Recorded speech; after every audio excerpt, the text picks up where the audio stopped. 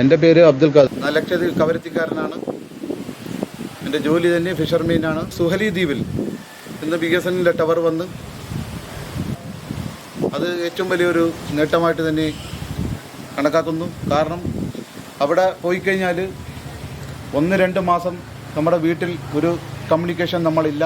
പക്ഷേ ഇന്ന് സുഹലി ദ്വീപിൽ എത്തിക്കഴിഞ്ഞാൽ ഉടനെ നമ്മുടെ വീട്ടിൽ നമ്മൾ വിളിച്ചു പറയും. പിന്നെ അതുമാത്രമല്ല, കടലിൽ നമ്മൾ ബോട്ട് പോകുമ്പോൾ പെട്ടെന്ന് എൻജിൻ എന്തെങ്കിലും കംപ്ലൈൻ്റ് ആയിക്കഴിഞ്ഞാൽ ഒരുപാട് ദിവസം കടലിൽ ഒഴുകി വേറെ വൻകരയിലോ എവിടെയെങ്കിലും എത്തുന്നൊരു ഇതൊക്കെയായിരുന്നു ഉണ്ടായിരുന്നത്. പക്ഷേ ഇന്ന് BSNL ടവർ വന്നതിന് ശേഷം നമുക്ക് അങ്ങനെ ഒരു പേടിക്കാനൊന്നുമില്ല. ഏതെങ്കിലും വേറെ ബോട്ടിനെ പിടിച്ചാൽ നമ്മളെ ഇങ്ങോട്ട് കൊണ്ടുവരാം.